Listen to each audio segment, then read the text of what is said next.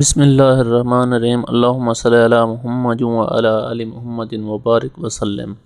السلام علیکم ناظرین، آج ہم اس ویڈیو میں بات کرتے ہیں سیرپ سٹرالکا کے بارے میں۔ اس ویڈیو میں ہم جانیں گے سیرپ سٹرالکا کے uses and benefits, side effects, contraindication and precaution about syrup Citralka. ناظرین، آپ دیکھ رہے ہیں میڈیسن انفارمیشن چینل۔ اگر آپ نے ہمارے میڈیسن انفارمیشن چینل کو سبسکرائب نہیں کیا تو بیل آئیکن کے بٹن کو دبا کر ہمارا میڈیسن انفارمیشن چینل سبسکرائب کر دیں تاکہ ہر نئی آنے والی ویڈیو آپ تک پہنچ سکے۔ ناظرین، سب سے پہلے بات کرتے ہیں uses of syrup Citralka. Stones in the kidney. Syrup Citralka کو کڈنی سٹون کے لیے استعمال کیا جاتا ہے۔ ناظرین، یہ دوا یورک ایسڈ یا کیلشیم آکزیلیٹ کی وجہ سے گردے کی پتھری کے علاج کے لیے استعمال ہوتی ہے۔ یہ رینل ٹیوبولر ایسیڈوسس میں مبتلا مریضوں میں گردے کی پتھری کو تحلیل کرنے کے لیے بھی استعمال کیا جاتا ہے۔ رینل ٹیوبولر ایسیڈوسس ایسی حالت ہے جس میں گردے پیشاب سے تیزاب نکالنے میں ناکام رہتے ہیں۔ الکلائنائزیشن آف یورین۔ یہ دوا پیشاب کو الکلائنائز کر کے گردوں سے زہریلے مادوں کے اخراج کے لیے استعمال ہوتی ہے۔ Infection of the urinary tracked. یہ دوا پیشاب کی الکلائنٹی کو بڑھاتی ہے جو بیکٹیریا کی افزائش کو روکتی ہے اور پیشاب کی نالی کے انفیکشن کی وجہ سے ہونے والی تکلیف کو دور کرتی ہے۔ میکچوریشن۔ سیرپ سٹرالکا کو میکچوریشن کے لیے استعمال کیا جاتا ہے۔ ناظرین، میکچوریشن ایک ایسا عمل ہے جہاں پیشاب کو جسم سے نکال دیا جاتا ہے۔ جانوروں اور انسانوں کے پاس اعضاء کا ایک مخصوص نظام ہے جس سے جسم سے فضلہ کی مصنوعات کو خارج کرنے کے لیے اخراج کا نظام کہا جاتا ہے۔ دوسرے لفظوں میں جسم سے پیشاب کے اخراج کے عمل کو میکچوریشن کہتے ہیں۔ انسانی اخراج کا نظام گردے اور پیشاب کی نالی پر مشتمل ہوتا ہے۔ گردے پیشاب کی تشکیل اور اس کے اخراج کے عمل میں اہم کردار ادا کرتے ہیں۔ بننے والا پیشاب مثانے میں جمع ہوتا ہے۔ جیسے جیسے مثانہ بھر جاتا ہے، اسٹیج ریسپیکٹرز اپنی فائرنگ کی شرح میں اضافہ کرتے ہیں۔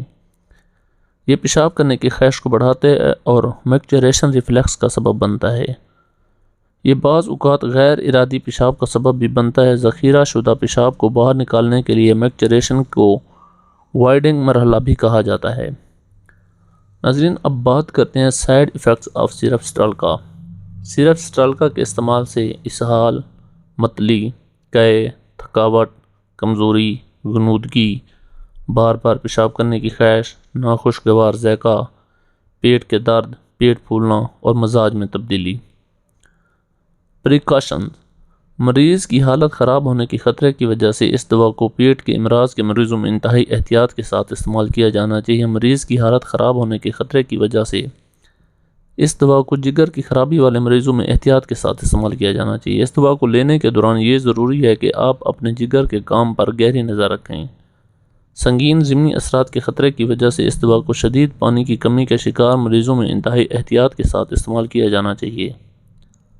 اس دوا کو حاملہ خواتین اور چھاتی کا دودھ پلانے والی خواتین کو استعمال نہیں کرنا چاہیے۔